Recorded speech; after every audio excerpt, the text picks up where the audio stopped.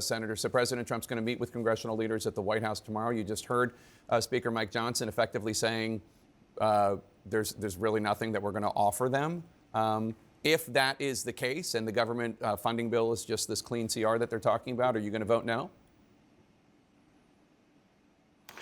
Well, Jake, it's good to see the president finally get off the golf course and decide to talk and avoid the government shutdown he's been taking us to. And he's been much more focused, as we all know, on keeping the Epstein files locked up than keeping the government open. Look, the president wants a blank check. This is a lawless president.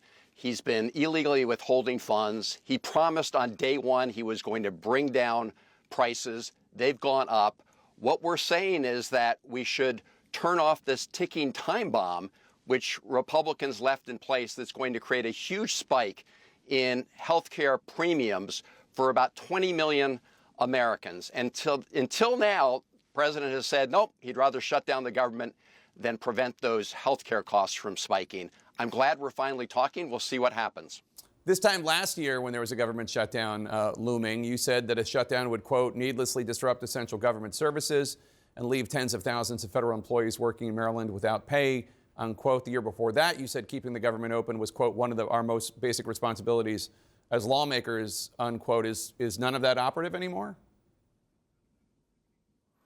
Well, Jake, it is. It would be very disruptive, which is why I'm opposed to having a government shutdown. And Donald Trump is the one that has been driving us in that direction, along with Republicans on Capitol Hill, who have totally forfeited their constitutional responsibilities to Donald Trump. I mean, they have abdicated those responsibilities, subcontracted out to Donald Trump. If you talk to Senate Republicans, they understand that giving the president a blank check to illegally withhold funds, which he's been doing from day one, much of it with the help of Elon Musk, that's the wrong way to go. But they refuse to stand up to him, and we're not going to write a blank check, and we want to prevent these huge spikes in healthcare costs. That's what we're after. Again, he promised lower prices across the board. His across-the-board tariffs are jacking up prices on everybody. We're focused on trying to address this issue. The president apparently doesn't give a damn and is prepared to shut down the government rather than deal with this healthcare spike. But this bill that you would be called to vote on Tuesday to avoid the government shutdown, this is a clean, continuing resolution. It maintains federal spending at current levels. Republicans did not tack on any poison pills or controversial policies. They say that the subsidies you're talking about, the Obamacare subsidies, they say they're COVID-era subsidies supposed to expire. They say they're willing to work with Democrats to figure out a possible fix, but it shouldn't be tied to this stopgap bill. Well, Jake, what they've proposed is a complete blank check to the president. So as we speak, the president is illegally withholding funds for very important priorities for the American people. I mean, we've seen this in the area of NIH. We see a lot fewer grants, for example, going out to help develop treatments and cures to diseases. We've seen what happens when they withhold FEMA money. FEMA was not able to respond appropriately to the terrible floods in Texas.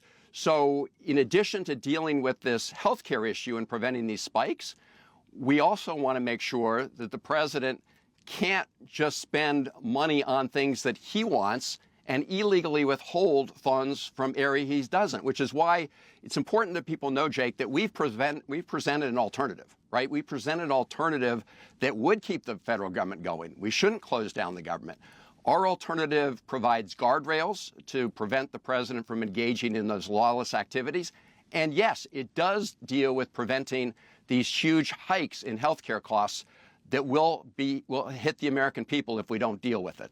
You've criticized your fellow Democrats, especially Democratic leaders, as, quote, overly cautious, finger to the wind, don't really stand for anything. And then you hit New York Democrats for not endorsing the Democratic nominee for mayor, Zohran Mamdani. After you did that, a spokesperson for Hakeem Jeffries, the House Democratic leader, dismissed you as, quote, Chris Van Who. What's your response to that? And do you have faith in Democratic leaders when they go to meet with the president tomorrow?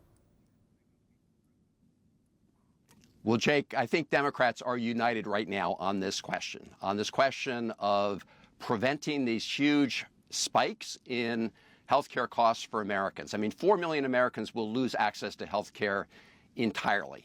That will send them to emergency rooms without any coverage. That will lead to spikes in everybody's health care rates. 20 million people will lose access to affordable prices in the healthcare exchanges. So I do have confidence that the two leaders on the Democratic side are going to hold the line on these issues, as well as this not giving the president a blank check. Look, my view is, there are lots of issues Democrats should be focused on, but on this one, we are united. No response to Chris Van Who? Look, I've worked with Hakeem for a long time. He actually was the person who made the nominating speech for me to be the ranking member of the House Budget Committee. We can have our differences on some things, but on the big picture right now, in terms of dealing with this lawless president and preventing huge spikes in healthcare costs for the American people, we are together.